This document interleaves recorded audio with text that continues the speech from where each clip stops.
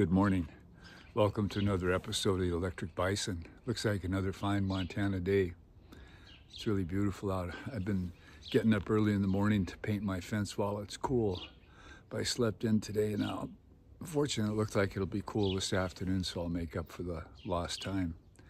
So it's going to be great. I last night finished the playlist for Monday morning. I have a program, a radio program between 9 and 12 o'clock on Monday mornings here in Helena on lastchancepublicradio.org, KMEH 100.1 FM. It's got a good strong signal now. I won't reach too far beyond Helena, but you can hear it well in Helena, and you can stream it anywhere in the world.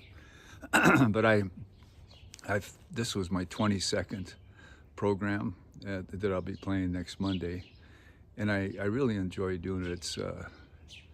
It's been really good for me. I have always been so busy in my life. I never had time to really listen to all the music around us.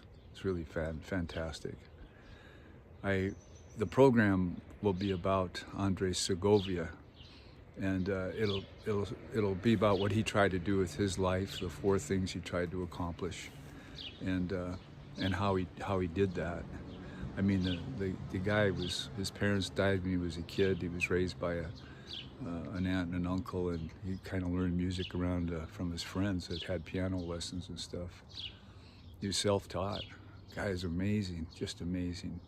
And I was able to listen to his music. We got O'Brien, my grandson, and I got a box set of his music over at Rock and Rudy's in Missoula, and we listened to that the whole time we were together last week. It's really good music.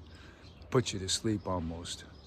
But anyhow, as I was putting that together, it really occurred to me how much like the Spanish soccer team Segovia really is. Segovia, the Spanish soccer team, I watched them play. They were phenomenal. Last weekend against Argentina when they won the World Championship. They had absolute control of the ball. They must have kept that ball under their control close to 70% of the time, 68% of the time.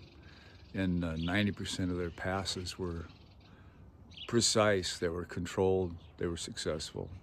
And then when the time came, the team was ready and they put the ball where it needed to go. It was very impressive. And it's an example of teamwork over superstars. I noticed, I'm glad I got to see that game. We were having lunch while we watched it, but I saw the advertisement by Seth Bodner, and I checked to see how much something like that would cost, but basically they only bought the piece of the broadcast that's here in Montana. It was a pretty smart thing for them to do. It didn't cost them that much money, and to kind of get the gist of where they're going with their campaign, you know, wearing a lot of his military garb and his army sweatshirt and all that kind of stuff. We've already got 3 military people in Congress that are not doing the damn thing. And I guess I'm not really impressed by any of that kind of stuff. I'm glad that Alani Bankhead's been in the military. She's got a really good record in the military as an Air Force officer, putting sexual predators in jail. Yeah, it's going to be interesting. But the reason I bring this all up is that defense that the Spanish had, that teamwork. In fact, I named the broadcast about Segovia as Spanish teamwork. Everybody played their part of it, and they were just really relaxed, and they didn't try to do the whole thing. They just handed it off to the next guy. It just kept going back and forth, and basically won the game by doing that. It struck me that that's the kind of campaigns that are going to be very effective in the future with this podcast, for example, or for all the different ways of communicating that are out there. There's so many that they worry out, frankly. But people have different communication systems that they have access to, and they use them. So what I was thinking is that the way that a modern candidate, a U.S. Senate candidate, will get elected is to have people not just sitting around grousing and complaining, but taking a few steps every time they see the chance to help their candidate, whether it's a Republican or Alani or Bodner. Do that, and it will help your candidate a lot. But you can do it a lot better if you know what your candidate stands for, and you should check their website and see how they answer the questions. See how they answer them compared to your, or if they even answer them compared to your principles, what you think's important, things need to be done with our current government. I think one of the things that we all need to expect so we can do that for our candidates, our respective candidates, is to get some debates going, not debates, but a chance for candidates to answer each other in each other's presence, to answer questions, and in some fashion, you know, not curated answers done, you know, by AI or something, but they're standing there telling you what they really think. Like I'm telling you right now, just have them do this, and so that you know, and then you can do your part for your candidate in your little corner of the ball field. It's really, I think, the way it's going to work in the future. Anyhow, that Andres Segovia, can you believe what that guy did in his life? He made the guitar more than just a folk instrument. I love it as a folk instrument. I've got one. But he made it a really fabulous instrument to be used in the great concert halls of the world.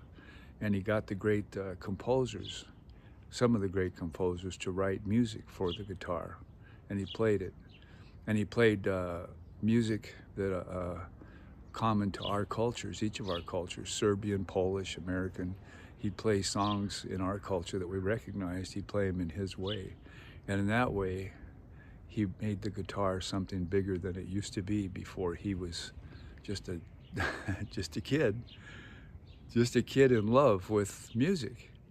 I just think it's a wonderful story, and I think that precision and that control that he has with his music really does explain the way a successful campaign that us together can have for our candidate. Anyhow, that's what I have to say. That program, by the way, again, is impromptu. That's what I call it, impromptu. And I'm John Driscoll, JD the DJ. That's my idea. And it's on lastchancepublicradio.org, streaming every Monday morning from 9 till 12. And you can hear it on FM 100.1 KMEH here in Helena. Thank you. Bye.